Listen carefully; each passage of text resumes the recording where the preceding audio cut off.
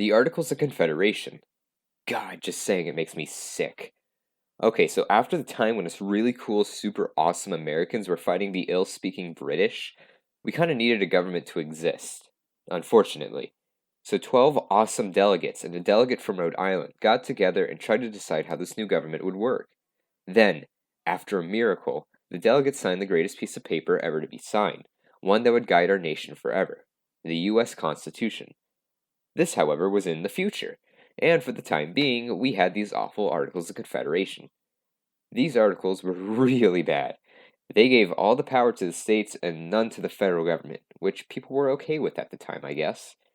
Now, let's look at more specific problems, I guess. Number one, the federal government couldn't collect taxes. Now, personally, I don't really have a problem with this one. However, other people had notes. No, this was bad because the government couldn't fund basic things, like roads. More seriously, though, the government couldn't fund anything, including a military. This, of course, became a problem during Shays' Rebellion, a time where farmers rebelled against the state of Massachusetts. A perfectly fine thing to do in general, by the way, but this time they had a reason. Massachusetts raised taxes on the farmers, because the state was in debt, but the problem was that the farmers were in debt as well, due to leaving to go fight the Revolutionary War. You know, the most important war in history. After the war, Massachusetts was supposed to pay the soldiers in reparations. However, they were broke, so they didn't. This, of course, was problematic, for obvious reasons, so the farmers decided, hey, do we really need the state of Massachusetts? No. Good enough for me. And then they rebelled. The state asked the federal government for a military, and as you can see, they couldn't provide. Massachusetts was able to put it down, unfortunately, and this was the turning point for us to write a new constitution. But we're not quite there yet. Let's look at another downside, shall we? Number two, Congress needed 9 out of 13 states to agree to pass a law, and all of them needed to approve to amend the law. Now, this one seems self-explanatory, so I'm just going to give you an example. Hey, Maryland, do you know how I'm in debt? Yeah. And you know how I keep buying things from y'all, driving your economy? Yeah. And you know how you tax us a lot when we buy things? Oh, yeah. Can you not? No. I bet you can see how this would be annoying. You may ask, why do they make the articles like this? Well, you remember when I said we were fighting the funny-talking people? Well, they were a really bad government. I mean, they don't even know what these things are. Well, we didn't want to make a new government that acted like the old one, so we decided to make it terrible. I hope this segment helps you understand why these articles were bad. But, you know, making a government is hard, but personally, I find it harder to segue.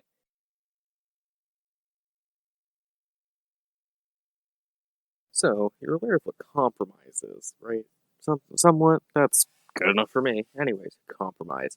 You probably never actually used that word, considering you're a modern teen, and you know what modern teens like? Getting their way. Compromise is that thing where you meet in the middle and give up some of your stuff to force them to give up stuff too. The great value. No, not great value. Compromise was when the very good and cool representatives, and that guy from Rhode Island, came together and decided both the New Jersey and Virginia plans, well, sucked, to put it bluntly. With New Jersey wanting one legislative split on equal representation, and Virginia really gunning for two separate ones based on population, nobody was happy with each other. Then again, are they ever? Well, that aside, they ended up compromising, hence the name. It also got called the Connecticut Plan. I always knew that was the best northern state. I have family there. And that started the House of Representatives and the Senate, with two from every state for the latter, and number of reps being based on population. Finally, we got anything. So pretty much, we just made the modern legislative system, so else could be passed without every single state saying yes, and things went a lot faster. Why did I put this word in? Modern.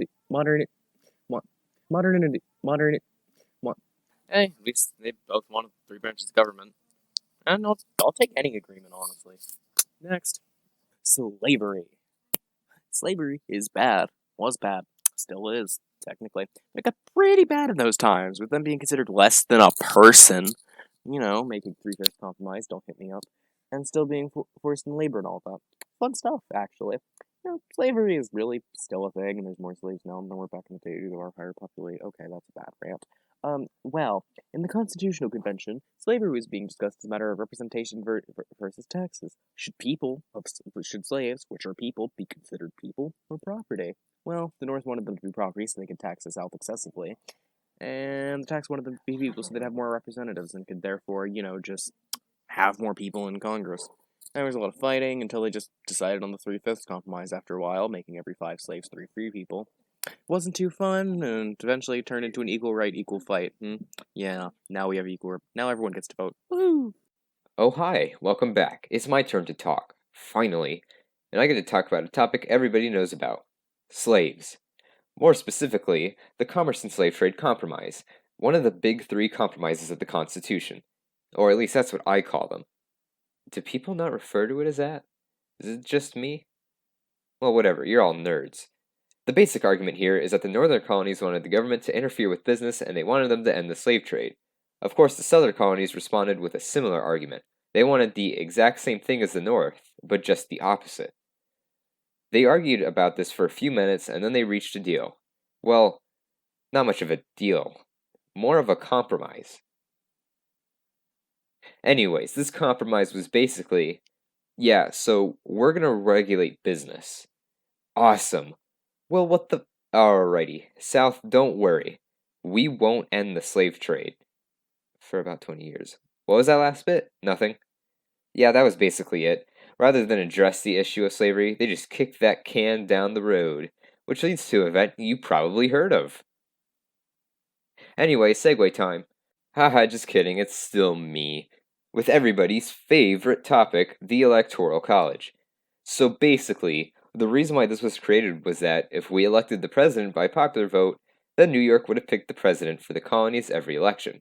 And as fun as that would be, those pesky smaller states weren't happy, and then founding fathers, so that they didn't want a direct democracy, and like the Constitution, we just can't violate their words.